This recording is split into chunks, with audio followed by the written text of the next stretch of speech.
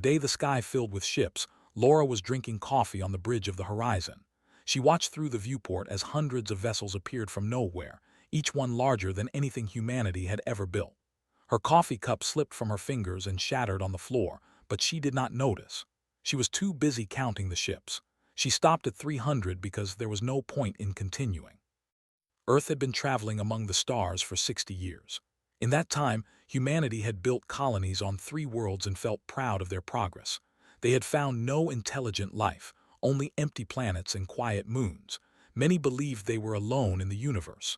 Those people were about to learn how wrong they had been. The alien armada did not attack.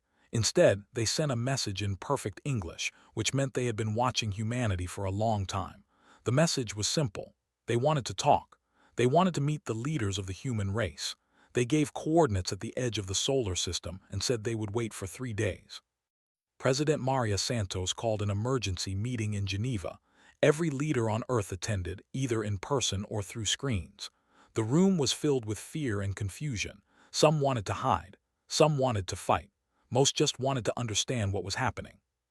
Admiral Shaw stood before the assembly and delivered the harsh truth. Earth's entire fleet numbered 42 ships. The alien armada had over 500 visible vessels, and sensors suggested many more waiting beyond scanner range. If these visitors wanted war, the war would last approximately 6 hours. Humanity would lose. Ambassador Daniel listened to the arguments and the panic. He was 53 years old with gray hair and tired eyes. He had spent his life negotiating between nations, solving problems with words instead of weapons. Now he faced a problem bigger than anything in human history. He raised his hand and waited for silence. Suggested that someone needed to go meet these visitors. Running was impossible. Fighting was suicide. Talking was the only option left. President Santos agreed and appointed as humanity's first ambassador to the galactic community. Captain and the Horizon would take him to the meeting. The journey to the edge of the solar system took 2 days. Spent most of that time reading everything humanity knew about space, which was not much. Spent her time running combat drills, even though she knew they were pointless. Her crew needed something to do besides worry. When the Horizon arrived at the coordinates, they found a single ship waiting for them. It was the size of a small moon, covered in lights and symbols that hurt to look at directly. A docking bay opened in the side like a mouth and guided her ship inside. She wanted to stay on the bridge with her weapons ready, but asked her to come with him. He said he needed someone who looked brave, even if they did not feel brave. They walked through corridors made of something that was not quite metal and not quite stone. The walls seemed to breathe. Eventually they reached a chamber where 3 beings waited for them. The first was tall and thin with too many joints in its arms. The second was short and round with skin like wet leather.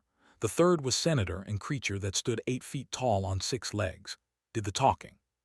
The senator explained that the galaxy was governed by the Star Senate, an organization older than human civilization. Over 400 species belonged to the Senate and all of them paid tribute. This was the way of things. This was how peace was maintained. This was not optional. Asked what tribute meant. Made a sound that might have been laughter. Tribute meant resources, technology, and soldiers. Every species gave a portion of what they had to support the Senate and its peacekeeping forces. In return, the Senate protected them from threats and allowed them to exist. The tribute demanded from humanity was steep. 40% of Earth's mineral output would be shipped to Senate collection points. 10,000 human soldiers would serve in Senate military forces each year. Humanity would also share all scientific discoveries with the Senate before using them. These terms were not negotiable. Felt her hands curl into fists. She wanted to tell this insect exactly what humanity thought of its demands, but put a gentle hand on her arm and kept his voice calm. He asked what would happen if a species refused to pay tribute. Went silent for a long moment. Then the senator said that refusal was not advisable. The Senate had existed for 12,000 years. In that time, 17 species had refused tribute. Those species no longer existed. Their worlds were empty now, monuments to foolish pride. Nodded slowly as if he understood. He asked how long humanity had to make their decision. Said 30 standard days, which translated to about 26 Earth days. After that time, if tribute was not arranged, the Senate would begin correction procedures. The meeting ended, and walked back to the Horizon in silence. Only when they were aboard and the docking bay doors closed behind them did speak. She asked what they were going to do. Looked out the viewport at the massive alien ship. He said he honestly did not know, but he knew one thing for certain. Whatever humanity decided, they would decide it together. They would not let fear make the choice for them. The horizon turned toward Earth and began the long journey home. Behind them, the alien armada waited with the patience of creatures who had never been told no. They had conquered hundreds of worlds. They had crushed dozens of rebellions. They had erased entire civilizations from existence.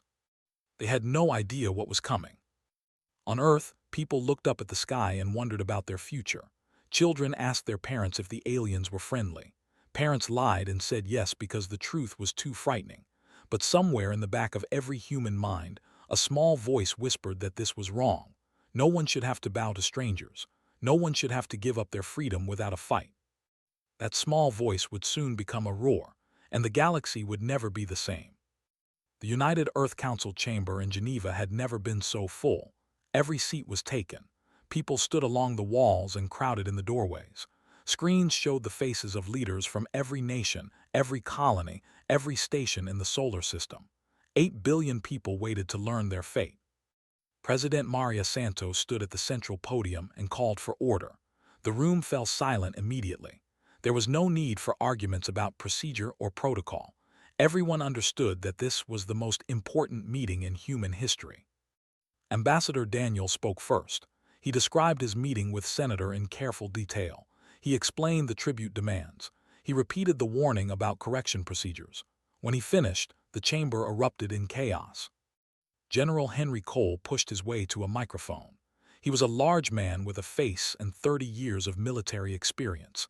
He had fought in 3 wars on Earth before the world finally unified. Now he commanded all of humanity's military forces, and he was not happy. Cole said that tribute was just a fancy word for slavery. The Senate wanted to drain Earth's resources and use human soldiers as cannon fodder in alien wars. If humanity accepted these terms, they would never be free again.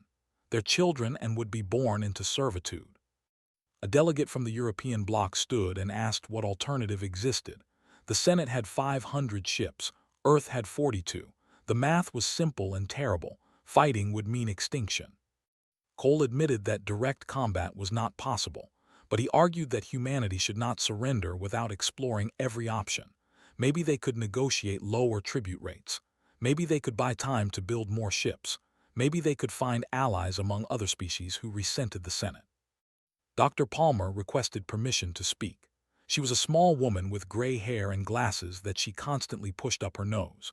She had spent her entire career studying the possibility of alien life.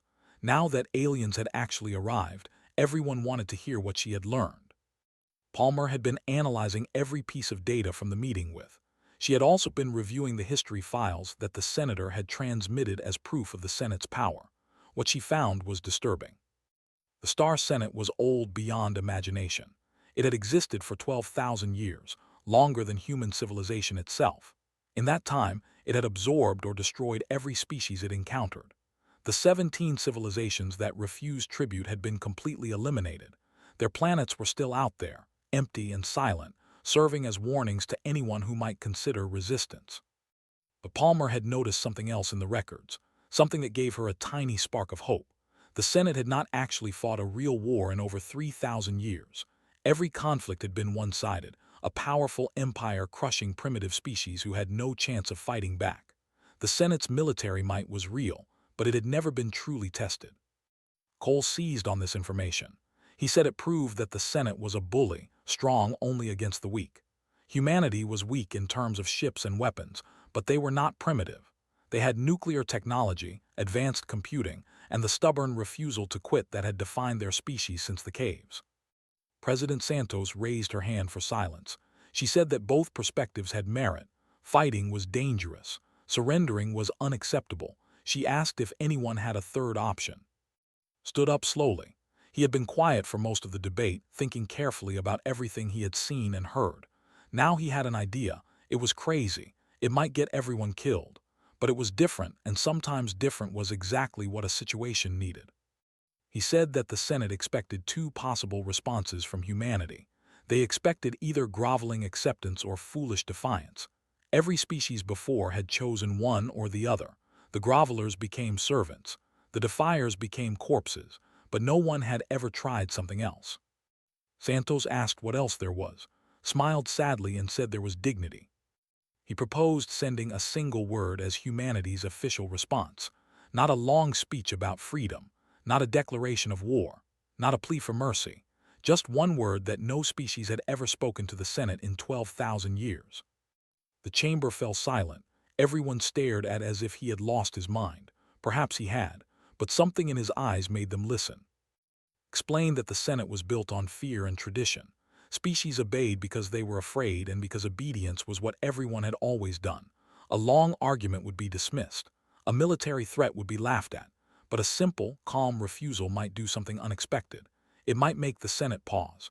It might make other species pay attention. It might remind the galaxy that submission was a choice, not a law of nature. Cole asked what would happen after they sent this word, admitted he did not know. Maybe the Senate would destroy Earth immediately.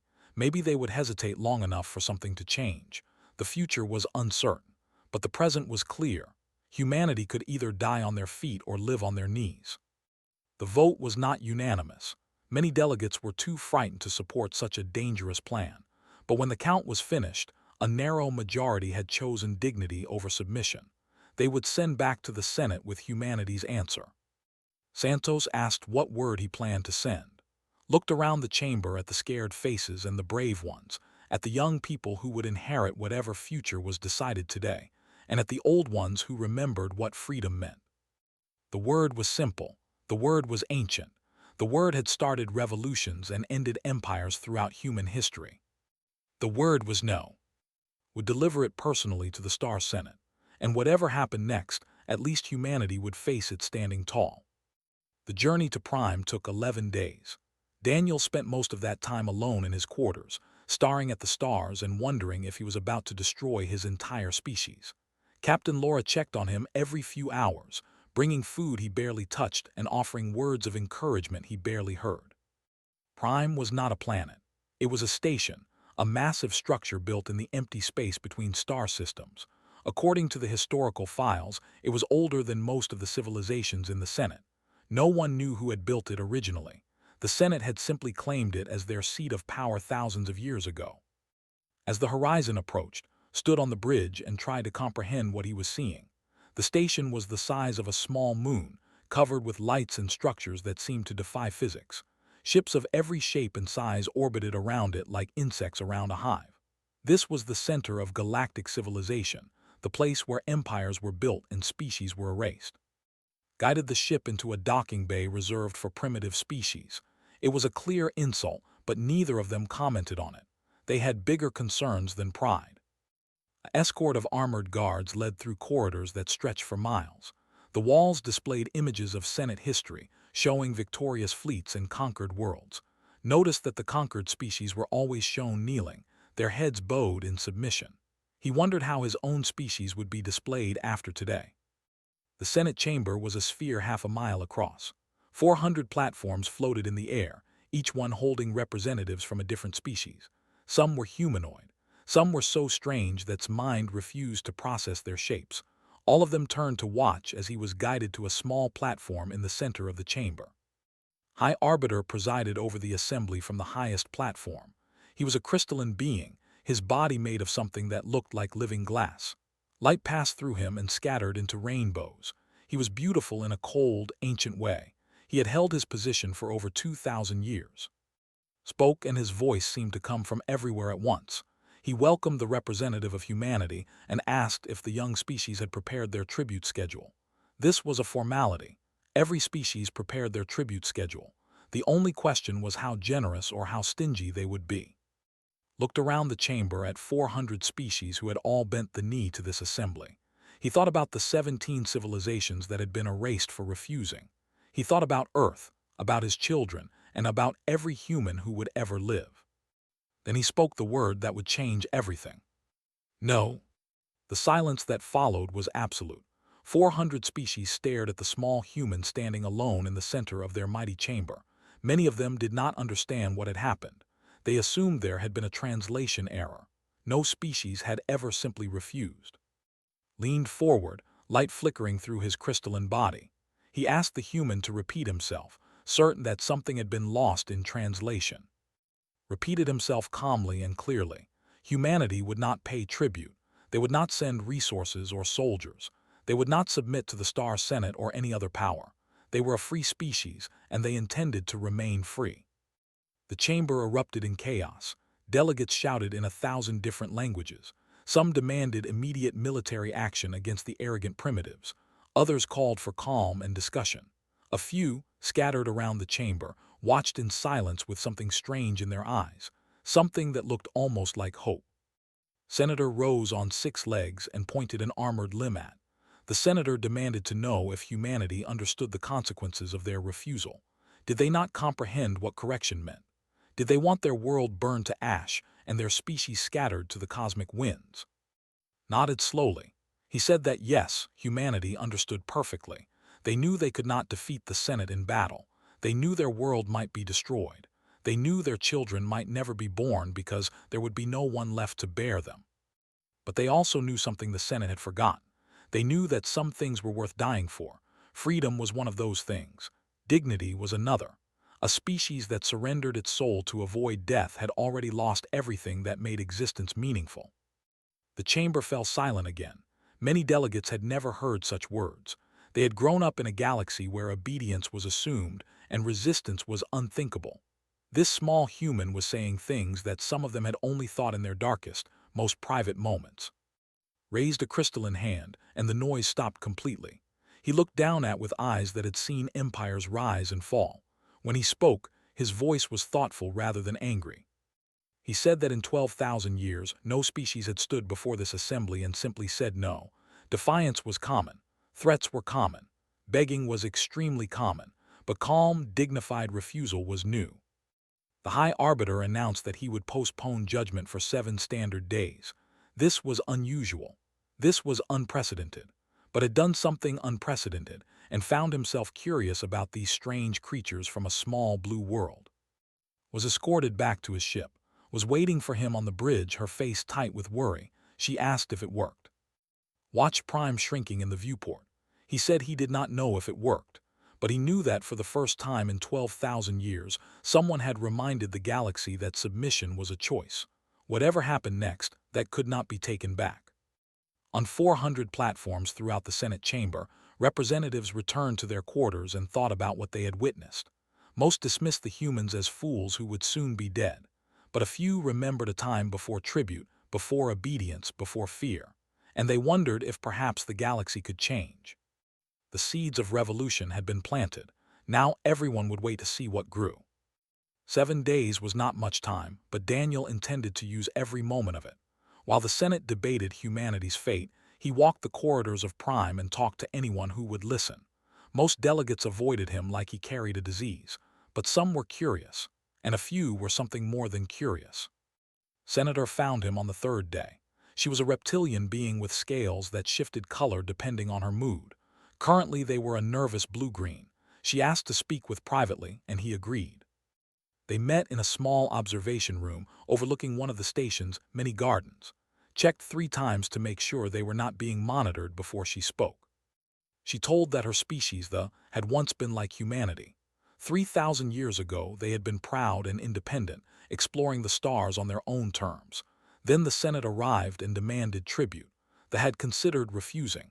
They had debated and argued just like humanity was doing now. In the end, they had surrendered.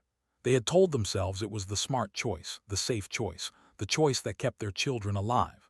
And they had been paying tribute ever since, watching their culture slowly fade, their independence slowly drain away, their pride slowly turn to shame. Asked why she was telling him this. Scales turned a deep, angry red. She said she was tired. She said her people were tired. She said half the species in the Senate were tired of bowing to masters they had never chosen and serving causes they did not believe in. She told that other delegates were watching humanity very closely. They wanted to see what happened when someone finally said no. If the Senate crushed humanity quickly and easily, it would prove that resistance was futile. But if humanity survived, even for a little while, it would prove something else. It would prove that the Senate was not as powerful as everyone believed. Thanked her for the information and asked what they would do if humanity somehow survived. Smiled with too many teeth and said that was a very interesting question. On Earth, Dr. Palmer had made a discovery. She had been analyzing the Senate's historical records for days, looking for anything that might help, and she had found something that changed everything. The Senate's military power was real, but it was also old. Their ships were ancient designs that had not been updated in. Their weapons were devastating but slow. Their tactics assumed enemies who would either surrender immediately or charge blindly into battle. More importantly, the Senate had not fought an actual war in over 3,000 years. Every conflict had been a one-sided massacre against primitive species who barely had space travel. The mighty fleets that conquered the galaxy had been built by ancestors who were long dead. The current generation knew how to intimidate and threaten, but they had never been tested in real combat. General Henry Cole studied Palmer's analysis and felt something he had not expected: hope. He was not foolish enough to think humanity could defeat the Senate, but survival was possible. If Earth could hold out long enough, if they could make the war expensive enough, the Senate might decide that correction was not worth the cost. Empires that had never been challenged often crumbled at the first sign of real resistance. Cole began preparing Earth's defenses. Every ship was armed. Every colony was fortified. Every weapon humanity possessed was aimed at the sky. They would not win, but they would make the Senate bleed. Back on Prime, High Arbiter summoned for a private meeting. This was unusual. The High Arbiter did not normally meet with representatives of primitive species, but nothing about this situation was normal. His private chamber was a sphere of pure crystal, floating in the void between dimensions. Felt dizzy just standing there, but he forced himself to focus. He was not here to admire the architecture. The High Arbiter asked a simple question. Why? Why would humanity choose death over service? Why would they sacrifice everything for a word? Why did they believe freedom was worth more than survival? Thought carefully before answering. He said that humans had asked themselves that question many times throughout their history. Tyrants had always offered the same bargain: submit and live, resist and die. And every time some humans had chosen death. He said it was not because humans were brave or noble or special. It was because submission changed you. It hollowed you out from the inside. A slave might survive for 100 years, but something essential died the moment they accepted the chains. Humans had learned that lesson through thousands of years of struggle. They would not forget it now. Was silent for a long time. Light moved through his crystalline body like thoughts becoming visible. Finally, he spoke. He said that he remembered what it felt like to be young and idealistic. 12,000 years ago, before the Senate became what it was, he had believed in things like freedom and dignity. Those beliefs had faded over the centuries, crushed by the weight of empire and the endless demands of maintaining order. But watching humanity stand alone against everything the galaxy could throw at them, he felt something stir in the ancient depths of his being, something he had thought was dead forever. He told that the Senate would vote tomorrow. He could not predict the outcome. The forces of tradition and fear were powerful, but for the first time they faced opposition, had given courage to those who had forgotten what courage felt like. Returned to the horizon and told what he had learned. She asked if that meant they had won, shook his head. It meant the battle had changed. Instead of humanity against the Senate, it was now the old way against a new possibility, and that was a fight worth having. On 40 worlds across the galaxy, species who had paid tribute for centuries whispered to each other about the humans who said no. Most of them were too afraid to act, but some began to imagine a different future. And imagination was where every revolution began. The night before the vote, Prime was quieter than it had been in years. The entire galaxy held its breath, waiting to see what would happen next. The Senate chamber was completely full for the first time in centuries. Every platform was occupied. Every species had sent their representatives. The fate of humanity would be decided today, and no one wanted to miss it. Daniel stood on his platform in the center of the chamber, exactly where he had stood 7 days ago when he spoke the word that shook the galaxy. He looked calmer than he felt. His heart was pounding so hard he thought everyone could hear it, but his face showed nothing except quiet dignity. High Arbiter rose from his platform, light cascading through his crystalline form. The chamber fell instantly silent. 400 species waited to hear the verdict. spoke slowly and carefully. He said that the Senate had debated humanity's refusal for 7 days. Strong arguments had been made on both sides. Those who supported immediate correction pointed to 12,000 years of tradition and the need to maintain order. Those who supported patience pointed to the unusual circumstances and the potential value of studying this strange species further. Braced himself, he had done everything he could. Now the future was out of his hands. Announced that the Senate had voted. By a margin of 12 votes, humanity's tribute was officially suspended pending further review. For a moment did not understand what he had heard. Then the meaning hit him like a physical blow. Suspended, not eliminated, not rejected, but suspended. Humanity would not be destroyed today. The conservative faction erupted in fury. Senator rose on 6 legs and demanded an explanation. The senator called this decision a disgrace to everything the Senate represented. If primitive species could simply refuse tribute without consequence, the entire foundation of galactic order would collapse.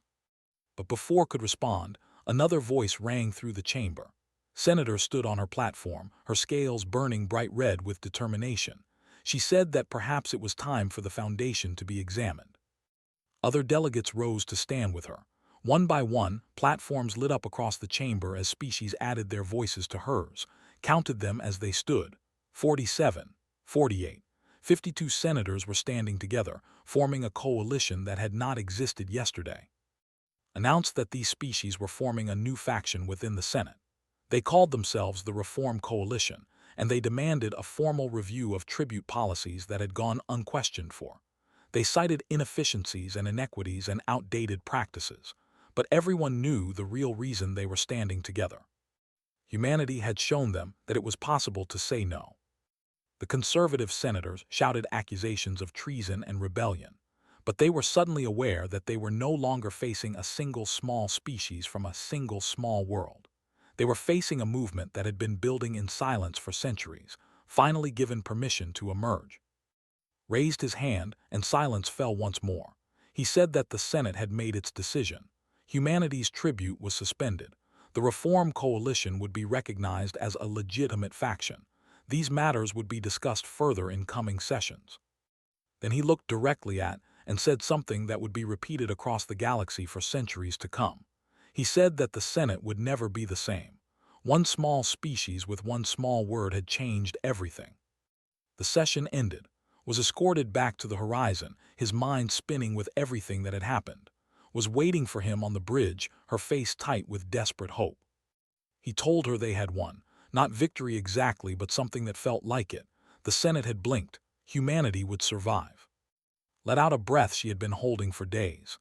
Then she hugged him, which was completely inappropriate given their professional relationship, but neither of them cared. They had just helped save their species.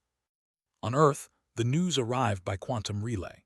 President Maria Santos announced the outcome to a world that had been preparing for death. 8 billion people celebrated in ways that ranged from quiet tears to wild street parties. Children who had been afraid to sleep now danced under the stars they had almost lost. But Santos also warned that this was not the end. The conservative faction still had power. The tribute suspension could be reversed. Humanity had bought time, not eternal safety. The real work of building a new place in the galaxy was just beginning. And watched Earth growing larger in the viewport as the horizon approached home. The blue sphere looked different now, more precious somehow. They had almost lost it. They would never take it for granted again. Asked what thought would happen next, he considered the question carefully before answering. He said that humanity had not defeated the Senate. They had not overthrown an empire or won a war. What they had done was simpler and perhaps more important. They had given the galaxy permission to ask questions that had been forbidden for 12,000 years. Other species would start wondering why they paid tribute. They would start imagining alternatives. They would start talking to each other quietly at first, then louder. Change would come slowly, painfully, over generations, but it would come. The horizon entered Earth's atmosphere.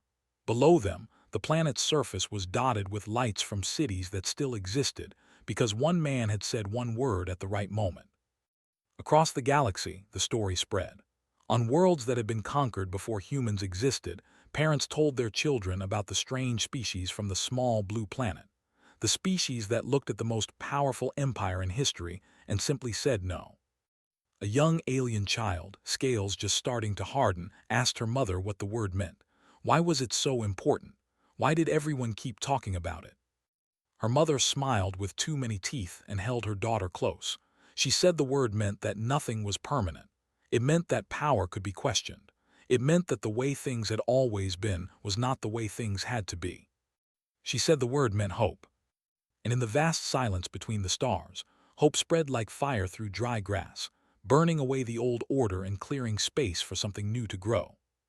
The galaxy was changing, and it had started with one species, one ambassador, and one word that humanity had been practicing since the first human stood up and refused to kneel. No,